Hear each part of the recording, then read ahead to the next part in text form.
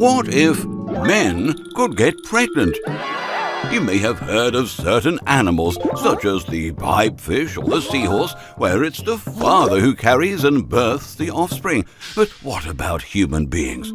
What if male-born people could get pregnant and ultimately develop a child inside of their bodies? And the answer is, are you sitting down? Theoretically, they already can. It is a common misconception that a human fetus is only able to develop within the uterus. In actual fact, roughly 1 in every 10,000 pregnancies does not happen this way. Here's how it works. The male sperm races down the fallopian tube to meet his feminine counterpart.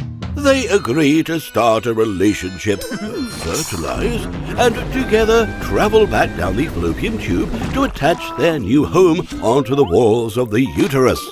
However, sometimes the egg may be dangerously close to the opening of the tube, and she can accidentally slip and fall out the other end, down into the pits of the abdomen.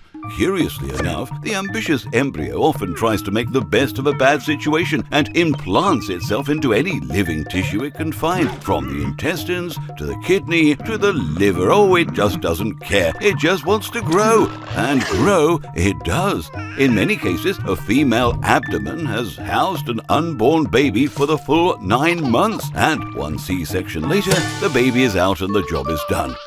Which brings us to the question: with so few physiological differences between a man and a woman's stomach, why don't we attempt to achieve the same results in males too? The main problem with this idea is that abdominal pregnancy is still a life-threatening condition. You see, only the uterus knows how to create a detachable lining, which allows for the placenta to be rejected without any hassle. However, if this placenta has fused with some other random vital organ, there becomes no clear boundary between the two, and its removal can cause severe damage to its host. Oh, at some point, biologists could potentially interfere and force the placenta to attach to a less vulnerable organ, but why would anyone intentionally subject a person to this otherwise entirely accidental occurrence? Of course, there is another possibility: a uterus transplant. Now, this procedure is already a standard practice for many women lacking functional uteruses, and many successful births have been achieved this way. With that in mind, experts hypothesize that there is no reason why this surgery wouldn't work on a man.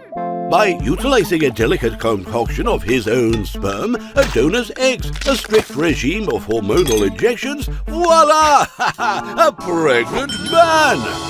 Of course, after the 9 months were up, the baby would have absolutely no way to get out. But 1 C-section later, and there you go. A healthy, bouncing baby as ordered, developed and birthed by his daddy. And thanks to all those hormones he's been taking, he may even lactate too.